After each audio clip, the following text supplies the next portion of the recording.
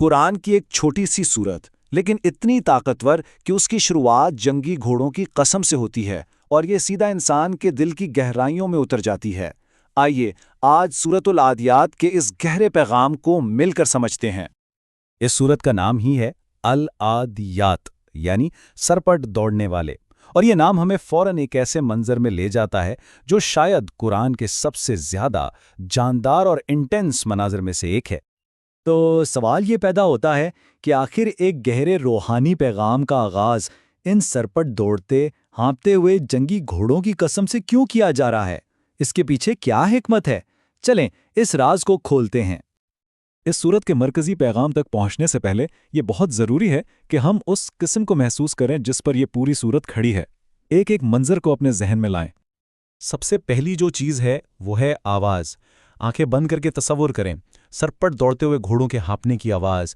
دب خان وہ اپنی پوری طاقت، اپنی پوری توانائی اس دوڑ میں لگا رہے ہیں۔ پھر اس اندھیرے میں ایک روشنی کی جھلک نظر آتی ہے۔ جب ان گھوڑوں کے سم پتھروں سے ٹکراتے ہیں تو چنگاریاں نکلتی ہیں۔ یہ منظر ان کی رفتار اور ان کی طاقت کا ثبوت ہے۔ اور پھر وقت کا عنصر آتا ہے۔ یہ حملہ صبح سویرے ہوتا ہے، یعنی یہ کوئی بے ترتیب بھاگ دوڑ نہیں ہے، بلکہ ایک منصوبہ بند اسٹریٹجک حملہ ہے جب دشمن سب سے زیادہ غفلت میں ہوتا ہے۔ ان کی تیز رفتاری سے دھول کا ایک طوفان اٹھتا ہے، ایک غبار جو پورے میدان جنگ پر چھا جاتا ہے۔ ہر طرف ایک افراتفری اور ہیجان کا عالم ہے۔ اور پھر آتا ہے کلائمیکس۔ یہ گھوڑے بغیر کسی خوف کے سیدھا دشمن کی فوج کے دل میں جا گھستے ہیں۔ یہ بہادری اور اپنے مالک سے وفاداری کی انتہا ہے۔ تو یہ پورا طاقتور منظر، یہ تیز رفتاری، یہ چنگاریاں، یہ دھول، یہ سب کس لیے تھا؟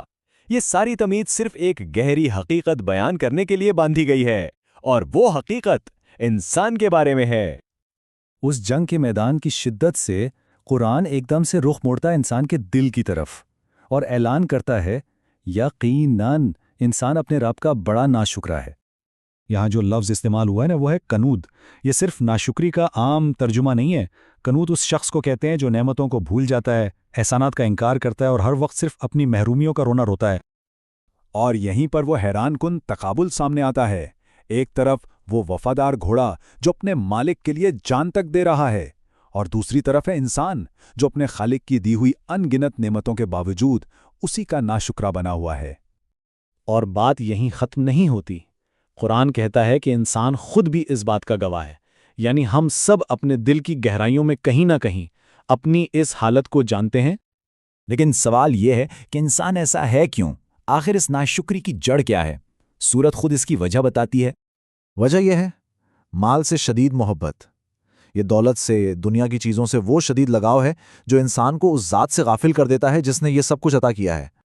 یہاں زبان کی ایک بہت ہی دلچسپ باریکی ہے۔ قرآن نے مال و دولت کے لیے لفظ استعمال کیا ہے الخیر، جس کا مطلب ہوتا ہے بھلائی۔